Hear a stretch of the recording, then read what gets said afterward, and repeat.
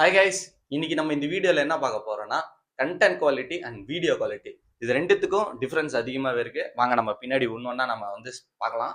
First இந்த சின்ன சின்ன யூடியூபர்ஸ், நான் இப்போதான் பிகினர்ஸா இருக்கேன் அப்படின்னு நினைக்கிறவங்க எல்லாரும் வீடியோ எடுத்து கண்ட மேனிக்கு போஸ்ட் பண்றது. ஏன் நானும் அப்படிதான் என்ன பண்றேன்னு தெரியாம பண்ணிட்டு இருக்கோம்.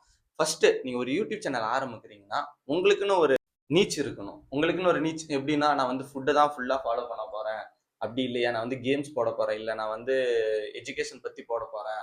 இந்த மாதிரி கண்டென்ட் குவாலிட்டியா இருக்கணும். இது நீங்க பேசுறதும் ஏனோ தோணுன்னு பேசிட்டு போனீங்கன்னு வச்சுக்கோங்களேன், உங்களுக்கு வியூஸும் கிடைக்காது, சப்ஸ்கிரைபரும் கிடைக்காது.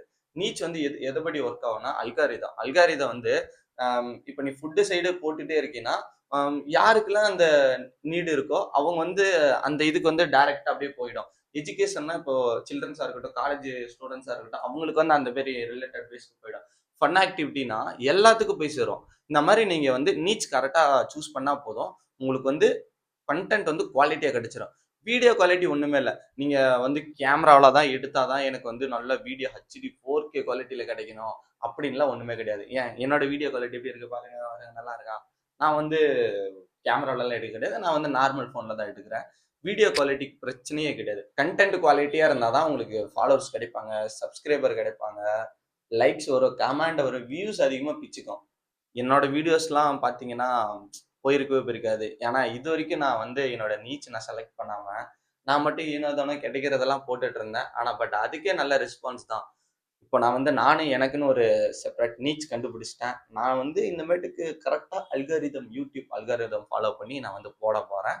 நீங்களும் மறக்காம உங்களோட நீச்சை சூஸ் பண்ணிட்டு அதுக்கேற்ற மாதிரி கண்டென்ட் குவாலிட்டியா போஸ்ட் பண்ணுங்க. உங்களுக்கும் சப்ஸ்கிரைபர், ஃபாலோவர்ஸ் எல்லாமே கண்டிப்பா கிடைப்பாங்க. ஓகேங்களா? இதை நான் சொல்றதை ட்ரை பண்ணி பாருங்க. உங்களோட கண்டென்ட் எதை பத்தி இருக்குமோ அதை ரிலேட்டடா, இல்ல ப்ரோ நான் ஒரு 10 வீடியோ போட்டேன், எனக்கு வியூஸே கிடைக்கல, ஃபாலோவர்ஸும் வர மாட்டேங்கிறாங்க அப்படின்னு நினைக்காதீங்க. 10 வீடியோக்கு அப்புறம் கூட உங்களுக்கு 11வது வீடியோக்கு போகலாம். ஏன்னா யூடியூப் அல்காரிதம் எப்படின்னா, நீங்க ஒரு 5 வீடியோ போடுறீங்க, அதுக்கப்புறம் யூடியூப் விட்டு போயிருவீங்க, அதனால அவங்களோட வீடியோஸ் புஷ் பண்ண மாட்டாங்க. அதனால நீங்க ரெகுலரா உங்களோட வீடியோஸ் நீங்க போட்டுக்கிட்டே இருங்க. நானும் அப்பப்போ போட்டேன், அப்படியே ஸ்டாப் ஆயிட்டேன். இப்போ மறுபடியும் நான் ரீஎன்ட்ரி கொடுத்துருக்கேன். நானும் ரெகுலரா ஃபாலோ பண்ணி எல்லாத்தையும் பக்காவா போடுவேன். ஓகே கைஸ், கரெக்டா கண்டென்ட் குவாலிட்டியா இருந்தாலே போதும். வீடியோ குவாலிட்டிங்கிறது செகண்ட் ஆப்ஷன் தான்.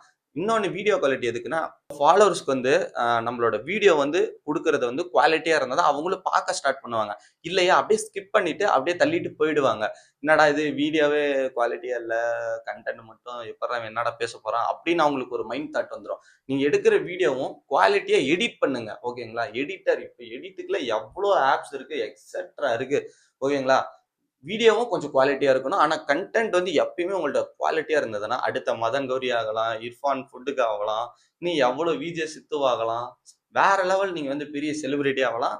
நம்மளும் ஆவோம். நம்ம கூட சேர்ந்து ஜேர்னி பண்ணுங்க. Okay guys, by.